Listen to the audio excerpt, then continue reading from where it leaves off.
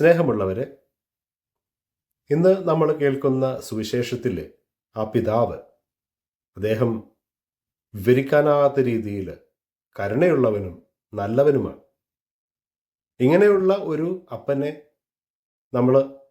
നമ്മളിൽ പലരും ആഗ്രഹിക്കുന്നുണ്ടാകും.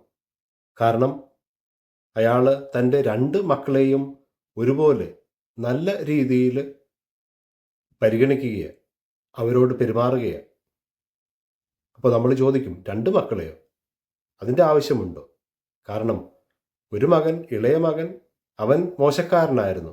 അതുകൊണ്ടാണല്ലോ നേരത്തെ തന്നെ പിതാവിൽ നിന്നും അവൻ്റെ അവകാശം വാങ്ങിക്കൊണ്ട് ദൂരത്തേക്ക് പോവുകയും അത് മോശമായിട്ട് ചിലവഴിക്കുകയും ചെയ്യുന്നത്. എന്നാൽ അല്പം വൈകിയാണെങ്കിലും അവൻ തൻ്റെ പിതാവിൻ്റെ നന്മ അറിയുന്നുണ്ട്, നന്മയെ ഓർക്കുന്നുണ്ട്. അതുകൊണ്ട് തന്നെ മടങ്ങി വരുവാനും തെറ്റ് ഏറ്റുപറയുവാനും അവൻ തയ്യാറാകുന്നു. എന്നാൽ മൂത്ത മകൻ, അവൻ പിതാവിനോടുകൂടെ എപ്പോഴും ഉണ്ടായിരുന്നവന്, എല്ലാ കർത്തവ്യങ്ങളും ചെയ്തവന്. അവനെപ്പറ്റി നമ്മൾ കേൾക്കുമ്പോൾ നമ്മൾ ആദ്യം ഇങ്ങനെയാണ് ചിന്തിക്കുന്നത്. എന്നാൽ വളരെ പ്രധാനപ്പെട്ടൊരു ചോദ്യമുണ്ട്.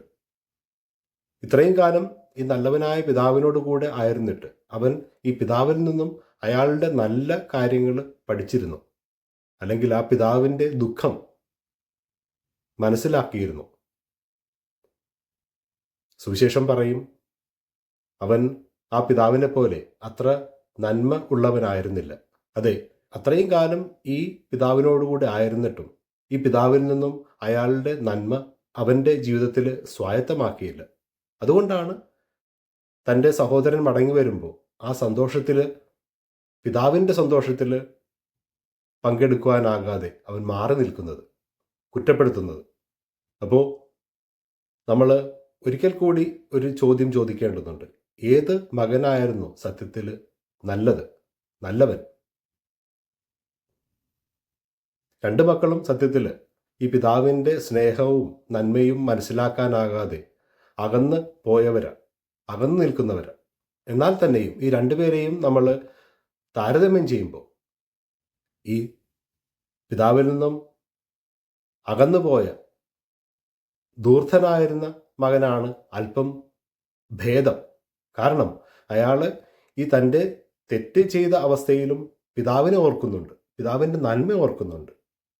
ആ പിതാവിൻ്റെ ഭവനത്തിലേക്ക് തിരിച്ചു വന്നാൽ അവന് വേലക്കാരൻ്റെ എങ്കിലും സ്ഥാനം കിട്ടുമെന്നുള്ളൊരു ചിന്ത അവനിലുണ്ട്. ഏതായാലും നമ്മൾ സുവിശേഷത്തിൽ കാണുന്നു, ഈ പിതാവ് ഈ രണ്ട് മക്കളെയും ഒരുപോലെ സ്വീകരിക്കുകയാണ്. രണ്ടുപേരോടും കരുതലോടുകൂടി പെരുമാറുവാനായിട്ട്, ക്ഷമിക്കുവാനായിട്ട് അവൻ തയ്യാറാവുകയാണ്. മൂത്ത മകനെ ആശ്വസിപ്പിക്കുന്നുണ്ട്, എനിക്കുള്ളതെല്ലാം നിനക്കുള്ളതല്ലേ. അതുപോലെ തന്നെ ഈ തിരിച്ചു വരുന്ന മകനെ സ്വീകരിക്കുവാനായിട്ട് വാതിലുകളും അയാളുടെ ഹൃദയവും തുറന്നിട്ടിരിക്കുന്ന ആ രീതി നമുക്കറിയാം. സ്നേഹമുള്ളവരെ, ഈ ഉപമയിലെ പിതാവ് ദൈവമാണ്. ദൈവം അങ്ങനെയാണ്.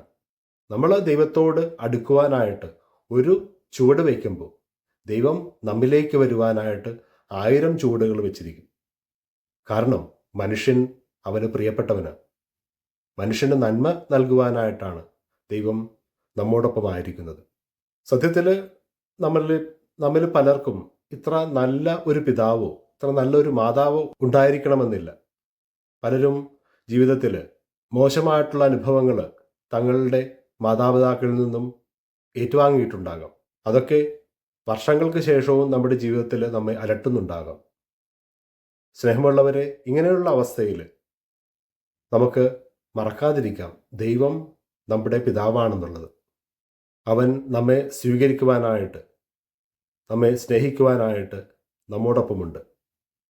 നമ്മുടെ കുറവുകൾ ഏറ്റെടുക്കുവാൻ, നമ്മുടെ കുറവുകൾ പരിഹരിക്കുവാൻ, ഈ കുറവുകളിൽ നിന്നും നന്മയിലേക്ക് മടങ്ങി വരാനായിട്ട് ഉള്ള ശക്തിയും കൃപയുമൊക്കെ അവൻ നമുക്ക് നൽകുന്നുണ്ട്. സ്നേഹമുള്ളവരെ, ദൈവത്തിൻ്റെ നന്മ മനസ്സിലാക്കുവാനായിട്ട്, അത് സ്വീകരിക്കുവാനായിട്ട് നമുക്ക് അവനിലേക്ക് മടങ്ങി വരാം. ദൈവവുമായിട്ടുള്ള, നമ്മുടെ മനുഷ്യരുമായിട്ടുള്ള ബന്ധങ്ങൾ നന്മയിൽ പുതുക്കുവാനായിട്ട്, മെച്ചപ്പെടുത്തുവാനായിട്ട് നമുക്ക് സാധിക്കട്ടെ. അതുവഴി നമ്മുടെ ജീവിതത്തിന് പുതിയ ഒരർത്ഥം നൽകുവാനായിട്ട് നമുക്ക് സാധിക്കട്ടെ.